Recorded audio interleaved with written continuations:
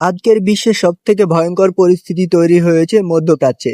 Iran ও যুক্তরাষ্ট্রের সংঘাত এখন পুরো বিশ্বের জন্য বড় হুমকি হয়ে দাঁড়িয়েছে।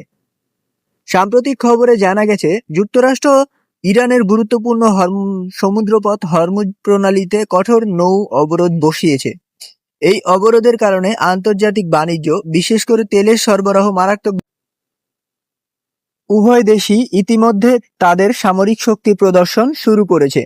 যুক্তরাষ্ট্র যুদ্ধজাহাজ এবং ফাইটার জেট মোতায়েন করেছে, অন্যদিকে ইরান তাদের মিসাইল এবং ড্রোন ক্ষমতা বাড়াচ্ছে। বিশেষজ্ঞরা বলছে এই পরিস্থিতি খুব দ্রুত নিয়ন্ত্রণের বাইরে চলে যেতে পারে।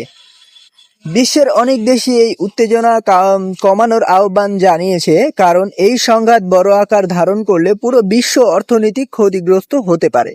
যুক্তরাষ্ট্রের পক্ষ থেকে বলা হয়েছে, কোনো জাহাজ এই অবরোধ ভাঙার চেষ্টা করলে কঠোর ব্যবস্থা নেওয়া হবে। অন্যদিকে ইরান এই হুমকিকে সরাসরি প্রত্যাখ্যান করছে এবং নিজেদের অবস্থানে অটল রয়েছে। এই পরিস্থিতির কারণে বিশ্ববাজারে তেলের দাম হঠাৎ বেড়ে গেছে এবং অর্থনৈতিক সংকটের আশঙ্কা তৈরি হয়েছে।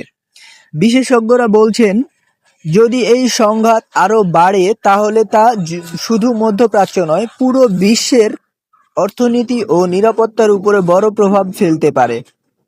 এখন প্রশ্ন হচ্ছে, এই পরিস্থিতি কি বড় যুদ্ধের রূপ নেবে নাকি আলোচনার মাধ্যমে শান্তি ফিরবে? আপনার কি মনে হয় এই যুদ্ধ কোথায় গিয়ে থামবে? কমেন্ট করে জানাতে ভুলবেন না।